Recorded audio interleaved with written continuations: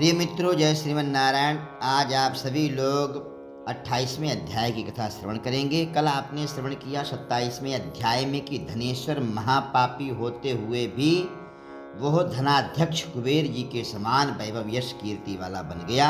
ऐसा यह कार्तिक मास है जिसका यह सेवन करता है। जो कोई भी इसका सेवन करता है, और ये आज 28वां अध्याय की कथा आप सभी लोगों के लिए श्रवण कराएंगे। इसमें वृक्ष रूप में देवी देवता कैसे प्रणीत हो गए, माता पार्वती ने श्राप क्यों इन सबको दे दिया, साथ में पीपल और बड़ का इतना प्रभाव क्यों है, इस कथा में आप सभी लोग श्रवण करेंगे। 5 इसमें नियम है। कार्तिक महीने में 5 चीज़ें जरूर करनी चाहिए। वो कौन कौन सी हैं वो आप सभी लोग इस कथा में श्रवण करेंगे। प्रिय मित्रों, यदि आप हमारे चैनल पर नए हैं तो चैनल को सब्सक्राइब कर दें, वीडियो के लिए लाइक कर दीजिए।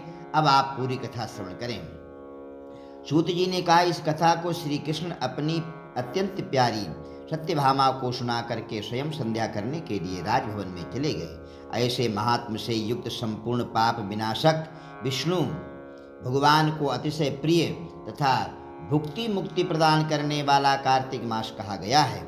हरि जागरण, ये 5 नियम ध्यान पूर्वक सुनना।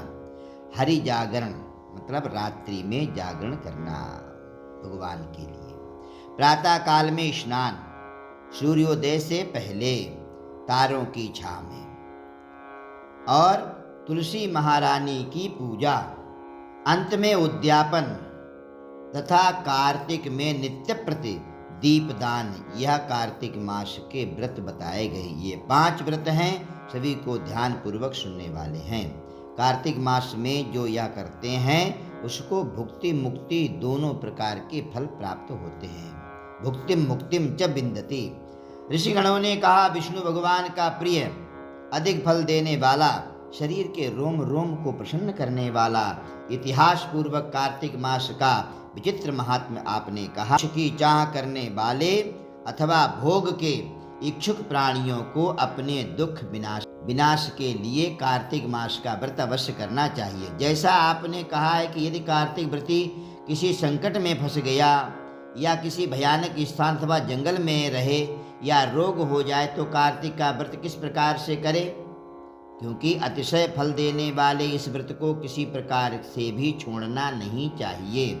सूत जी ने उत्तर दिया, विपत्ति पड़ जाने पर भी धीरता के साथ शिव तथा विष्णु भगवान के मंदिर में जागरण करे। इन मंदिरों के ना रहने पर किसी भी देवता का मंदिर हो, वहाँ पर जागरण रात्रि में कर ले। गहन जंगल में अथवा किसी प्रकार की आपत्ति आ जाने पर फिर क्या करे, तो बोले पीपल के वृक्ष के नीचे अथवा तुलसी के जंगल में जागरण कर ले। विष्णु भगवान के पास विष्णु के निमित्त कीर्तन करे। उस कीर्तन में जो बाजा बजाता उसको बाज पे यज्ञ के बराबर फल मिलता है। धन्य है कार्तिक मास। और नाचने वाला प्राणी समस्त तीर्थों में स्नान करने का फल प्राप्त करता है। किसी एक आपत्ति में पड़ जाने से अथवा रोगी हो जाने से यदि कदाचित जल भी ना मिल सके तो केवल विष्णु भगवान के नाम मात्र से मार्जन ही कर ले, अपने ऊपर जल छींट लीजिए। तो वैसे भी श्लोक लिखा हुआ है, ओम अपवित्रः पवित्रो वा सर्वावस्थांगतो विवाह यह स्मरेत पुंडरीकाक्षम स्वाहियाभ्यंतरा शुचि। जो व्यक्ति भगवान का स्मरण करता है तो वो अंदर से और बाहर से दोनों तरफ से पवित्र हो जाता है। यह इतना सुंदर भगवान का नाम है। क्योंकि जो व्रत पूर्ति के लिए ब्राह्मणों को भोजन मात्र करा देवे, क्योंकि अलक्षित रूप में विष्णु भगवान, लक्षित रूप ब्राह्मण ही दिखाई देते हैं। और इस महीने में उद्यापन जरूर करना चाहिए, स्थिति के अनुसार करें। यदि दीपदान भी ना कर सके तो दूसरे के दिए हुए दीपक की वायु आदि से खूब सावधानी के साथ रक्षा करें। और तुलसी महारानी के अभाव में वैष्णव ब्राह्मण का पूजन करें, क्योंकि विष्णु भगवान सर्वदा भक्तों के समीप ही रहते हैं। इन सबों के ना होने पर व्रती ब्राह्मण गौ, पीपल और बट के वृक्ष की श्रद्धा से सेवा करे। शौनकाद ऋषियों ने कहा कि आपने गौ तथा ब्राह्मणों के सदृश पीपल एवं बट वृक्ष के लिए क्यों बताया है। सब वृक्षों में ब्राह्मण सदृश, ब्राह्मण के बराबर पीपल और बट के वृक्ष की इतनी बड़ी महानता आपने क्यों गाई है? सूत जी ने कहा, पीपल का वृक्ष साक्षात विष्णु भगवान हैं, बरगद का वृक्ष साक्षात भोले भंडारी शिवजी भगवान हैं, और पलाश का वृक्ष साक्षात ब्रह्मा जी हैं।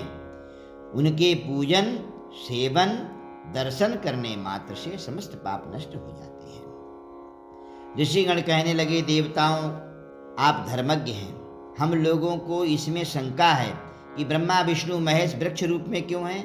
आप कृपा करके कहिए। सूत जी ने कहा कि प्राचीन काल में किसी समय शिवजी भगवान माता पार्वती के साथ में एकांत में विहार कर रहे थे।